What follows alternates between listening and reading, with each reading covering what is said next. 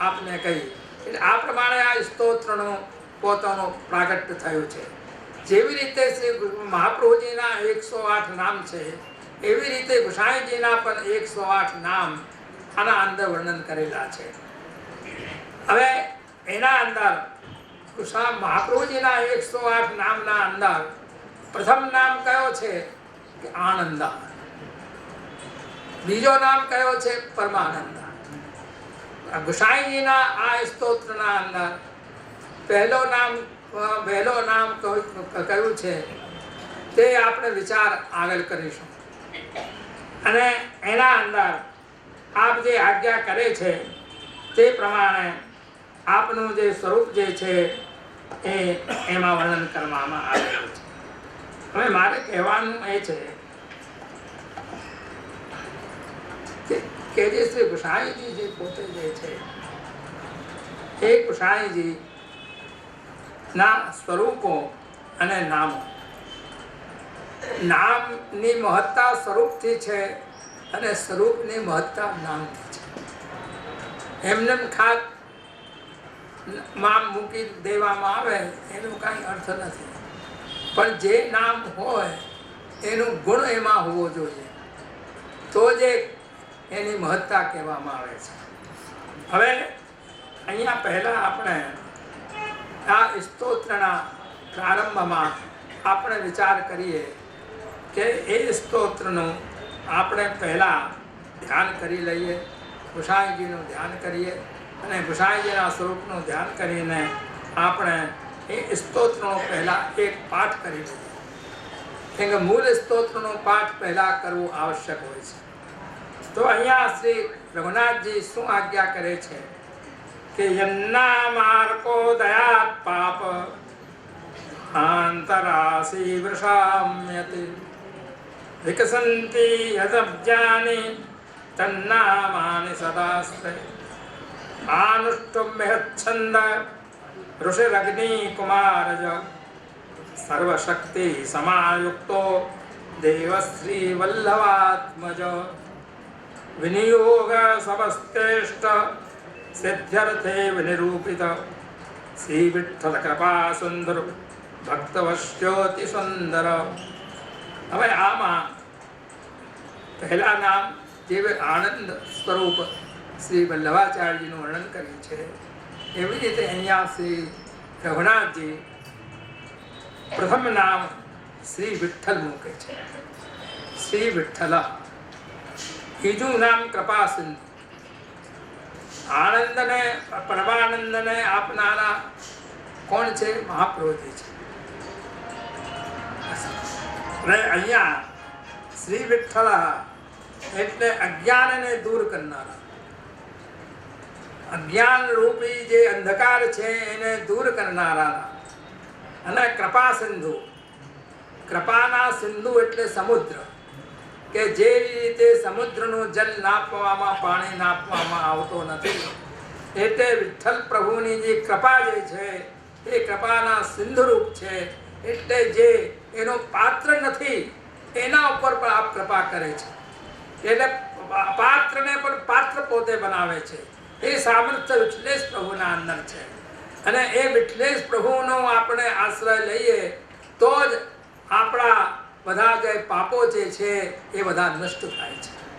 હવે અહીંયા આપ કહે છે શ્રી વિઠ્ઠલ કૃપા સુંદર ભક્તવશ્યોતિ સુંદર કૃષ્ણ લીલા રસાવષ્ટ શ્રીમાન વલ્લભ નંદન દુરદ્રષ્ટો ભક્ત સંદ્રષ્ટો ભક્તિ ગમ્યો ભયાપ અનન્ય ભક્ત હૃદયો દીનાનાથૈક સંશ્રય રાજીવ લોચનો રાસ લીલા રસ પરોદધિ મહોદધિ ધર્મ સેતુ ભક્ત સેતુ સુખસેવ્યો વિજેશ્વર ભક્ત શોકાપહશ્રાંત સર્વજ્ઞ સર્વકામદ रुक्मणी रमण श्रीलो भक्तरत्न परीक्षक भक्तरक्षैक दक्ष श्री कृष्ण भक्ति प्रवर्तक महासुर तिरस्कर्ता सर्वशास्त्र विदग्रणी कर्मजाड्याव दुष्णाम सुरभक्त नेत्र सुधाकर महालक्ष्मी गर्भरत्नम कृष्णवर्त्न समुद्भव भक्त चिंता मणिर्भक्ति कल्पद्रव नवांकुरः श्री गोकुल कृतावास कालंदी पुलिन प्रिया गोवर्धनागमर्तः प्रिय वृंदावनाचलः गोवर्धनादि मकरन महेंद्र महेंद्र मद विप्रिया कृष्णलीलैक सर्वस्व श्री भागवत भागवत पितृ प्रवर्तित पथ प्रचार सुविचारक विजयेश्वर प्रीतिकर्ता तन निमंत्रण भोजक बाल लीलादि सुप्रीतो गोपी संबंधी सत्कथा अधिगंभीर तात्पर्य कथनीय गुणाकर पितृवंशो दधिभु स्वान रूपो सुतप्रशु दिक्चक्रवर्ती सत्कीर्ति बहुज्वल परित्रवान अनेक पस्त्रिणी मूर्धा शक्त पदाम्बज विप्रदारिद्र दावाग्नि भूदेव भूदेवाग्नि निग्रह भूदेवाग्नि प्रपूजक गो ब्राह्मण प्राणरक्षा पर सत्यपरायण प्रियस्तुति पथश्वन महामख महामख कर प्रभु कृष्णानुग्रह सन्नभ्यो महापतित पावन अनेक मार्ग संकृष्ट जीव स्वात्मदो महान नानाभम निराकर्ता भक्ता ज्ञानी दत्तभ महापुरुष सक्षात्र महापुरुष विग्रह दर्शनीय तमो वाग्मी मौनावाद निनाशकृत सदा प्रसन्न वदनो मुग्धस्मित मुखाम्बज प्रेमाद्र दश विशालाक्ष कीर्तिमंडल मंडिनः श्री जगत व्यापी सत्कीर्ति धवलीकृतमोचकः धवलीकृतमेचकः स्वधा कृष्ट भक्तांत कर्ण सत्वतापन भक्त संप्रार्थत करो दास दासी चित प्रदः अचिंत महिमा मयो विस्मयास्मद विग्रह भक्त क्लेशा सहस्रव सोहो भक्त कृते वश आचार्य रत्नम सर्वानुग्रह मंत्र उत्तम सर्वस्वधान कुशलो गीत संगीत सागरः गोवर्धनाचल सखो गोपगो गोपिका प्रियः चित्तज्ञो महाभद्रो जगद्वंत पदाम्बज जगदाश्चर्यसकृत सदा कृष्ण कथा प्रिय सुखोदर्ग कृति सर्वसंदेह छेद दक्षिण स्वपक्ष रक्षणे दक्ष प्रतिपक्ष क्षयं करः गोपिका विरहावस्त कृष्णात्मा स्वसमर्पक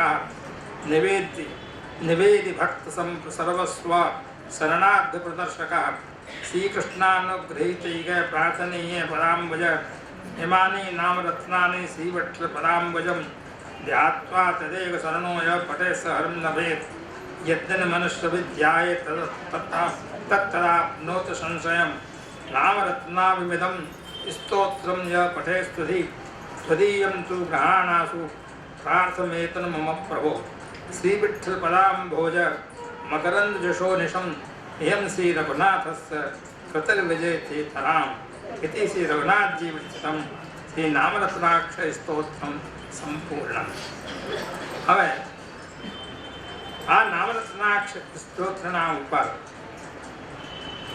એમના પ્રથમ પુત્ર દેવકી નંદનજી થયા રઘુનાથજી એ એમને આ નામરત્નાક્ષર સ્તોત્રના ઉપર વિવરણ કર્યું સાંઈજીના 108 નામ ઉપર એમણે વર્ણ ટીકા કરી એ પોતે આજ્ઞા કરે છે કે નિજૈક શરણમ શ્રીમદ ગોકુલમ સર્વતો ભયાત રક્ષતમ યેન તમ નિત્યમાશ્રમે ગિરધારિણા અહીંયા દેવકીનંદનજી આપ આજ્ઞા કરે છે કે એનો એટલે જેમને નિજૈક શરણમ એકમાત્ર આપના શરણમાં આવેલા જે આપના શરણમાં આવેલા છે એવા કોણ જીવો શ્રીમદ ગોકુલના સર્વતો સર્વ પ્રકારે अर्थात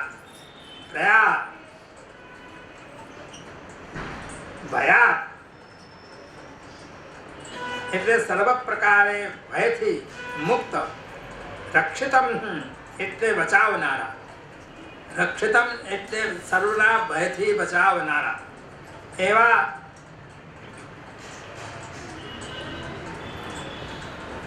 રક્ષિતમ બચાવનારા તમ એટલે એમનો નિધારણમ ગિરિને ધારણ કરનારા એવા નિત્યાશ્રય હું હંમેશા એમનો આશ્રય કરું છું.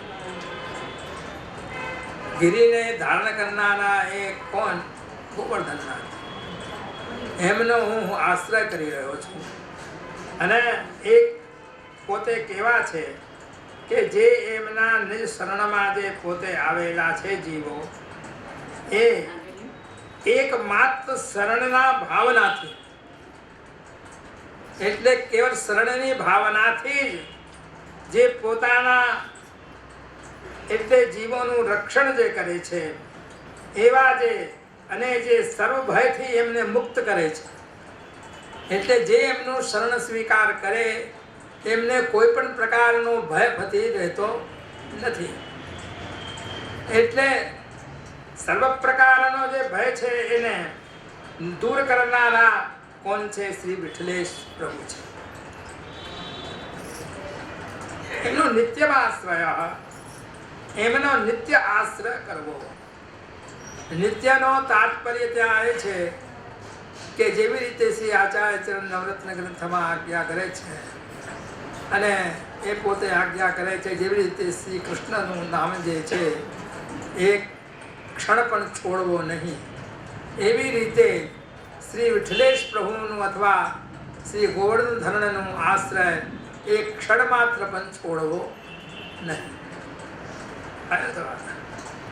અહીંયા દેવકીનંદનજી વિવરણ કરે છે કે વિવરણના અંદર પ્રારંભમાં આપ આજ્ઞા કરે છે શ્લોકમાં, જે મંગલાચરણ જે આપ કરે છે, નિજૈક શરણમ શ્રીમદ ગોકુલમ સર્વતો ભયાત, એ જે શ્લોક જે આપ કહે છે એ મંગલાચરણમાં પ્રથમ શ્લોકમાં શ્રી ગિરરાજ ધરણ શ્રી ગિરધરજી નો પોતે સ્મરણ પહેલા કરે છે.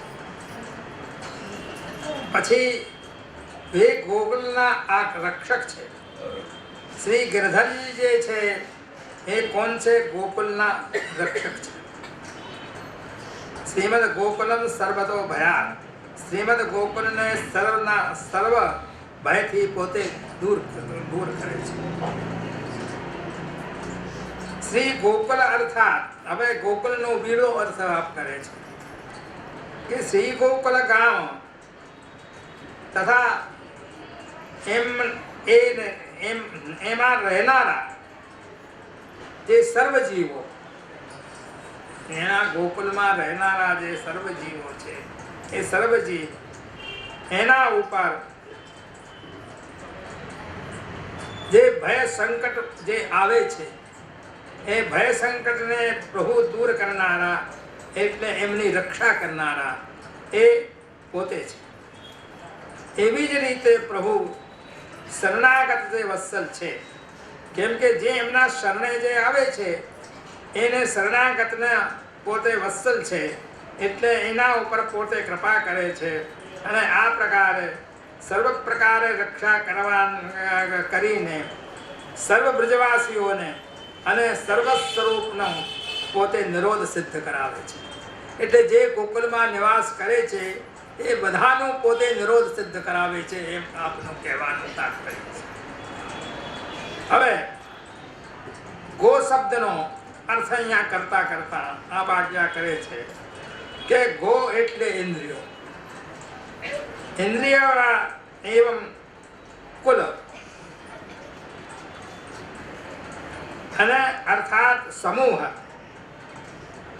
એવી રીતે શ્રી ગોકુલનો દૂસરો અર્થ, બીજો અર્થ થાય છે ઇન્દ્રિયોનો સમૂહ. ગો એટલે ઇન્દ્રિયો, એનો સમૂહ, એ બીજો અર્થ થાય છે.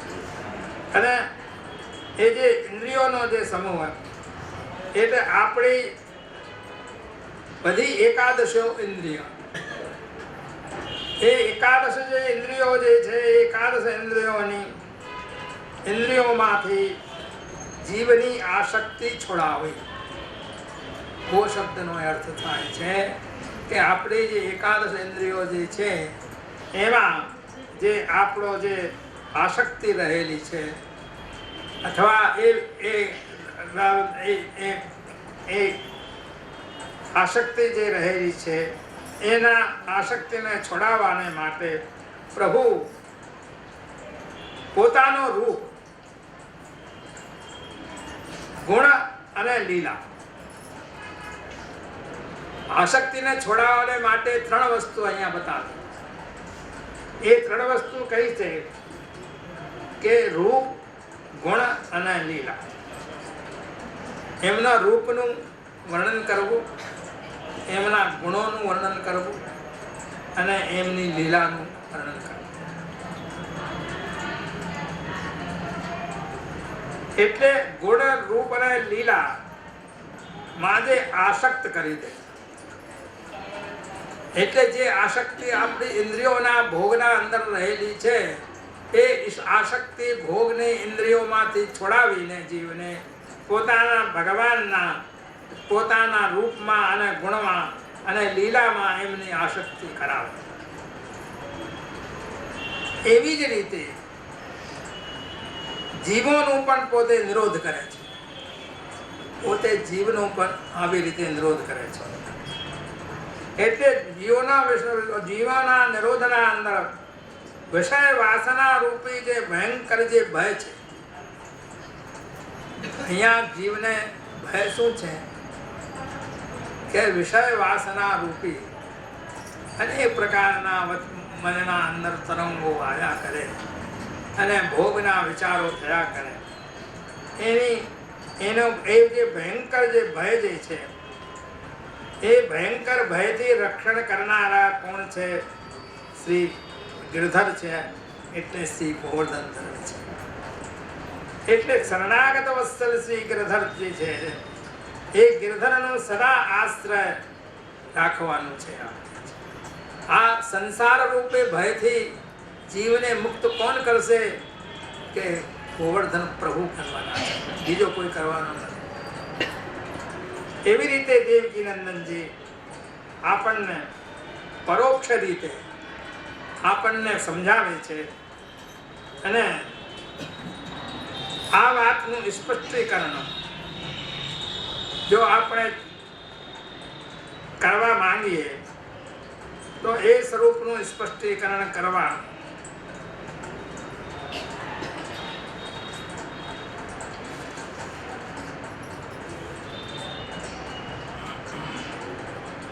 કયા દયારામભાઈ આપ આજ્ઞા કરે છે. એક વર્યો શ્રી ગોપીજન વલ્લભ નહીં સ્વામી બીજો મારે. એટલે એક શ્રી ગોપીજન વલ્લભ જે છે, જેને હું વર્યો છું, જેનાથી મારા લગ્ન થયા છે, એવા ગોપીજન વલ્લભનો સ્વામી, ગોપીજન વલ્લભ જ મારા સ્વામી છે અને શ્રી વલ્લભ મારા સ્વામી છે.